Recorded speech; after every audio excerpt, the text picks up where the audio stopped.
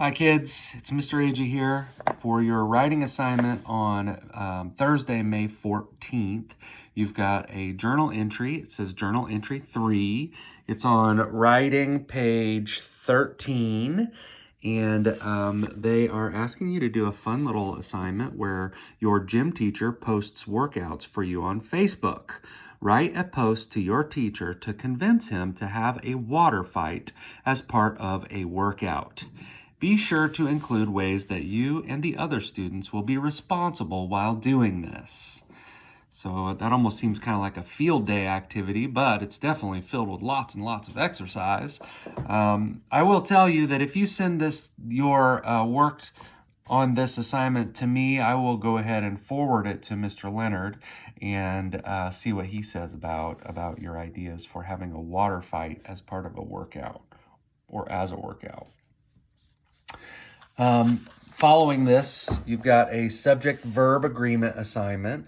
It follows the pattern of all the other language assignments you've had. It's got the lesson in the box, in the gray box.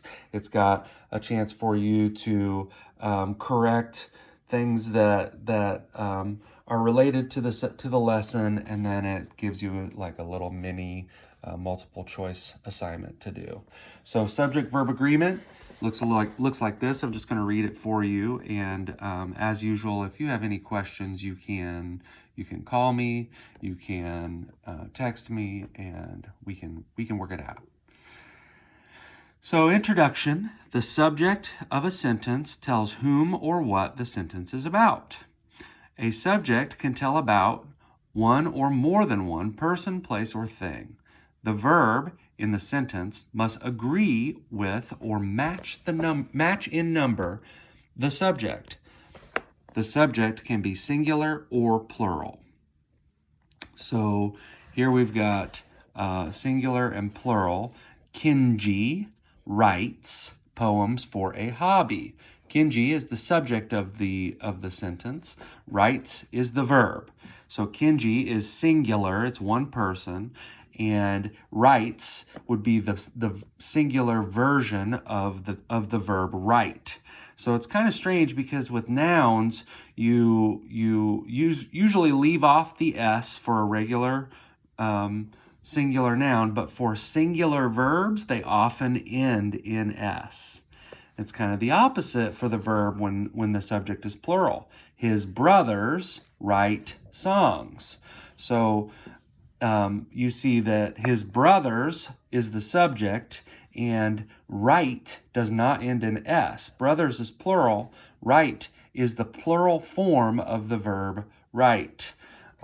Songs. So we've got here the singular agreement would be writes with a singular subject.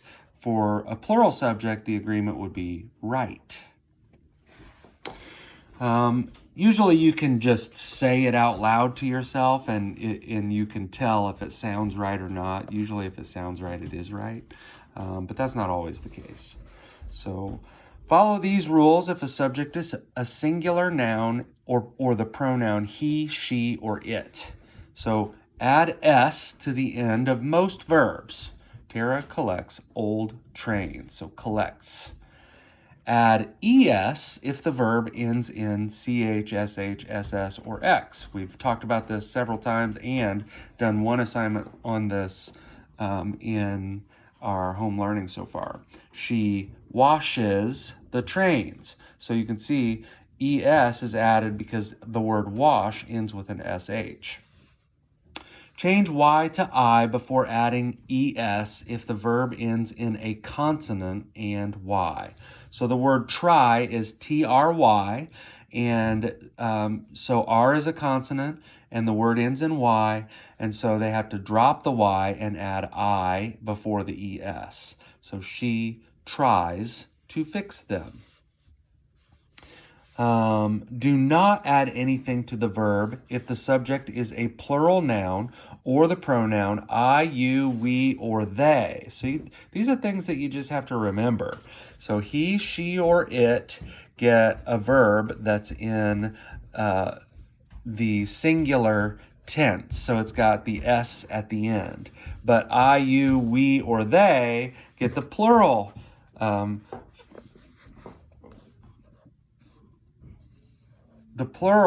of the verb. So like look and help. So it's odd because I is a singular, it's one person, but you still use the plural form of the verb to match up with it. So if you imagine that this is a person like, let's use Fletcher. Sometimes Fletcher helps Tara too. But if Fletcher was saying it, even though he's the same person and he's singular, he would say, I help Tara too. So help would change from Fletcher helps to I help. It's kind of a strange thing, but it's something that you need to remember. Sometimes I help Tara too. So the pronoun I gets that plural form of the verb help. The trains, so plural subject, always look beautiful. All right, so down here below, you've got to cross out each verb that does not agree with its subject and write the verb correctly above it. And the hint they give you is if a verb ends in a vowel and Y, just add S. If the subject is singular, do not add anything. If the subject is... I'm sorry, I read that wrong. It happens. I'm trying to do too much here. If a verb ends in a vowel and Y, just add S if the subject is singular. Do not add anything if the subject is plural. So, for example, Tina plays sports. You see, it ends in AY, so she's not going to drop the Y and add IES. Because of the vowel before the Y, you just keep the Y and add an S. We play too. Okay, so that's pretty straightforward. You find the verb and make sure that it agrees with the subject in terms of whether it's plural or singular. And over here, you have to choose the answer that correctly agrees, where the verb correctly agrees with the subject. If you have any trouble, text or call, and we can work it out. Good luck. Let's have a good day.